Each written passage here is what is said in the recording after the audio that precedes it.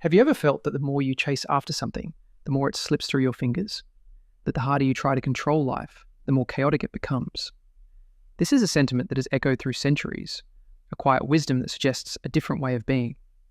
It's a path that doesn't demand struggle, but rather a gentle surrender to the natural flow of things. This path has a name, Tao, and at its heart is a small, profound book called the Tao Te Ching by Laozi, a text that invites us to stop searching and instead to simply see what is already there. Now, when we speak of something as vast and all-encompassing as the Tao, it's easy to draw parallels with concepts that are more familiar to us. For many, the word that comes to mind is God. Is the Tao just another name for God? In a way, it is. But it's a God stripped of all the dogma, rituals, and personality that we often associate with the divine. The Tao is not a being that sits in judgment, or a figure to whom we pray for intervention. Rather, it is the silent, unseen force that animates the universe, the source from which everything emerges and to which everything returns. It is the cosmic dance of existence itself, a reality so immense and profound that it defies any attempt to be named or defined. It is the ultimate mystery, a presence that can be felt but never fully grasped. What is fascinating is that this idea of an all-pervading natural order is not unique to Taoism. Throughout history, different cultures and philosophies have arrived at similar conclusions, each using their own language and metaphors. Take Stoicism, for example. The Stoics taught the importance of accepting the world as it is, of understanding what is within our control and what is not. This resonates deeply with the Taoist principle of wu-wei, or non-action, which is not about doing nothing, but about acting in harmony with the natural flow of things. Then there is Existentialism, which posits that our existence is all we truly have. The existentialists urge us to take responsibility for our lives, to create our own meaning in a meaningless universe. While Taoism might seem more passive, it too focuses on the present moment, on the direct experience of being alive.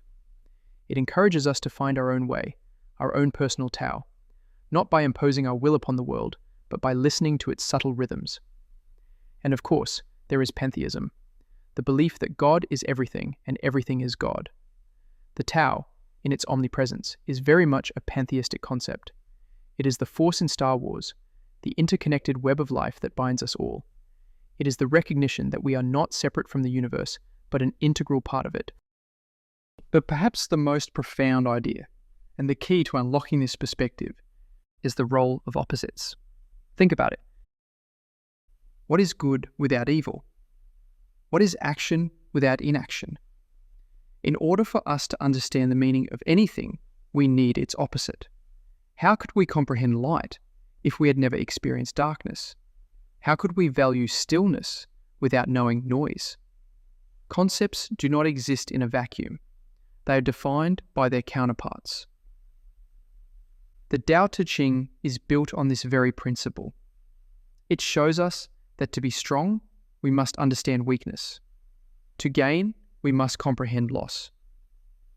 This isn't just a poetic paradox. It's a fundamental truth about how we make sense of the world. Opposites are not enemies in a constant struggle, but partners in a cosmic dance that creates meaning. They are the two sides of a coin that give it its value.